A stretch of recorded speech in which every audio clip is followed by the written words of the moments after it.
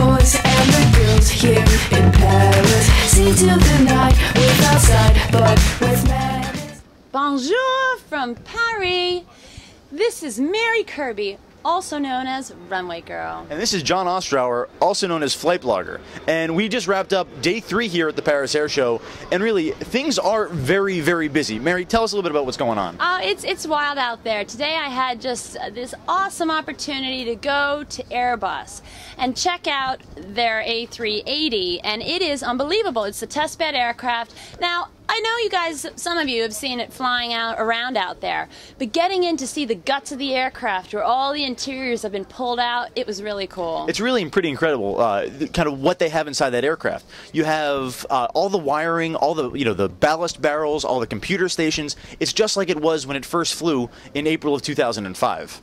But I did run into a little bit of a problem. What happened? John, actually. Well, I thought that a photographer was there, and then he didn't seem to be there, so I thought I had to foot it all the way back to the chalet and to get a photographer. So I ran like this, like kind of, bouncing up and down all the way to the frickin' chalet. You should have seen the frickin' looks I was getting. It was unbelievable. Show up, find out the photographer's there. Had to foot it back just like that, and it was just, crazy. And for those of you who don't know the layout of the Paris Air Show, it is huge. Literally, it's probably over a mile from one end to the other. And anytime that you have to go from, whether it's from the A380, which is at the very, very, very far end of the static display, all the way back to our chalet here in the media hub, then yeah, painful. Very it painful. Hurts your feet. Yeah, and I was not wearing those. No. Yeah. Well, listen, I hear that you had some fun at Sukhoi today. We did. A lot of flight journalists got on board the Superjet. I'm pretty sure we got the exclusive on it too.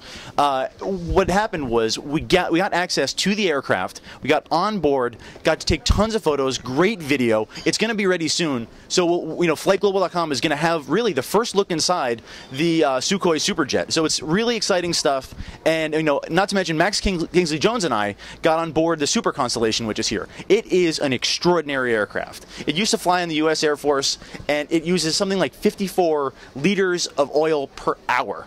It is just an extraordinary feat of engineering. Well, Incredible. That sounds like double super to me, John. But I got to tell you, I'll give you something else that's super, and that is what Thales is doing for the cabin of the future.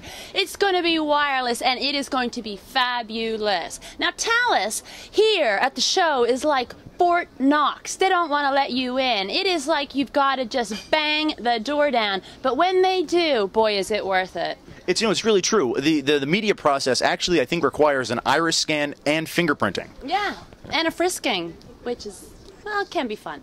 But in any case, they're doing some interesting things. For example, they're planning to arm flight attendants with like eye-touch kind of devices to control cabin lighting, in-flight entertainment, all that fun stuff. A few years from now, it's going to be great. It's really incredible that you kind of watch that the power of IFE isn't in the back of your seat. It's actually in the palm of your hand, and you can bring it with you. It's really amazing. So stay tuned for the Cabin of the Future, the rest of the Paris Air Show, and guys, we're headed back to the United States tomorrow to wrap things up, maybe get a little bit of sleep. Thank you so much for staying with us this week. We've had an absolute blast. Thank you from Flightblogger and Runway Girl. We will see you guys all very soon. Thank you. Thank you. For all the latest Paris Air Show news, go to flightglobal.com/Paris.